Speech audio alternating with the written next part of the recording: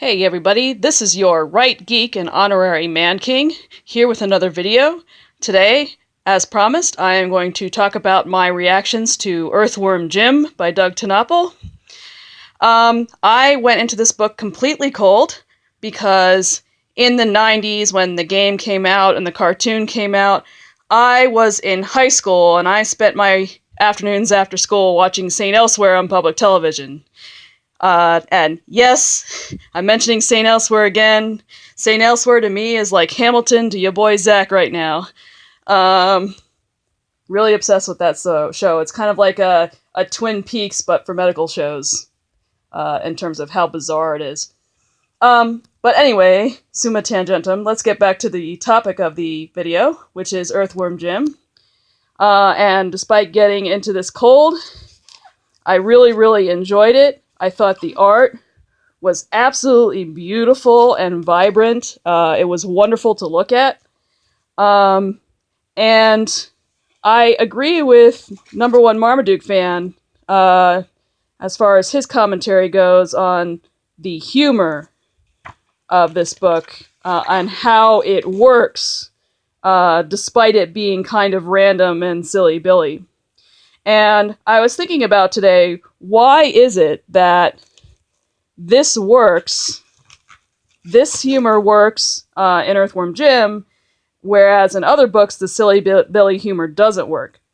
And I think the reason why it works in this particular case is that it's coupled with a genuine sense of wonder about the universe.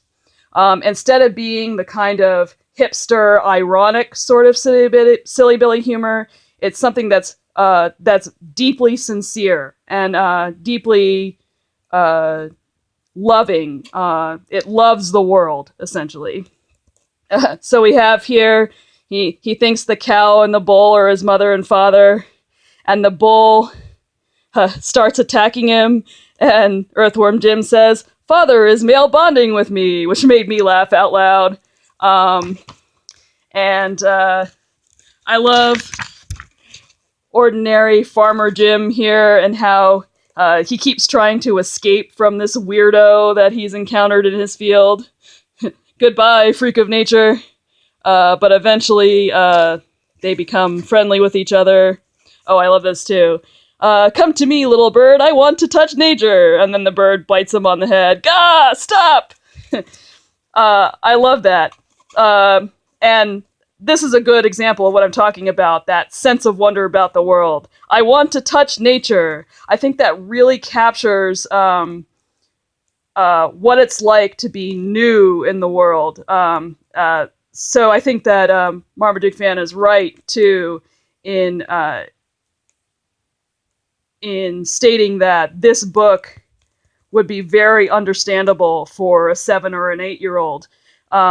Because 7 and 8-year-olds, they are new people who don't understand a lot about the world, and a lot of things about the world are completely new to them. And I think Doug TenNapel captures that feeling of childhood extremely well, while at the same time telling a basic hero's journey story that has a lot of heart to it.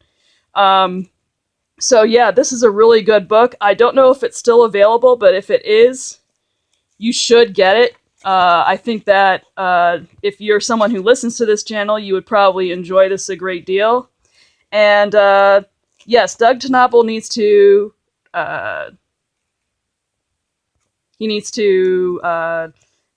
come up with some sort of agreement with, I think, Alterna. I think this would be a good match for Alterna in particular, to get some floppies out there, because I teach at an after-school tutoring center, and I know lots of kids who would really like to read a story like this. And as number one Marmaduke fan says, you really don't want kids to get their candy, grubby hands on a beautiful book like this, but handing them a floppy would definitely be within the realm of possibility. So this is very good. I enjoyed it, even though I didn't really know anything about Earthworm Jim going in. I do hope there is a book 2. The ending did, in fact, leave that possibility open, so when book 2 comes out, if it comes out, I'll definitely be checking that out. So yes, definitely check out Earthworm Jim. I think that's very good. And I will speak to you on Monday night. Thank you for listening.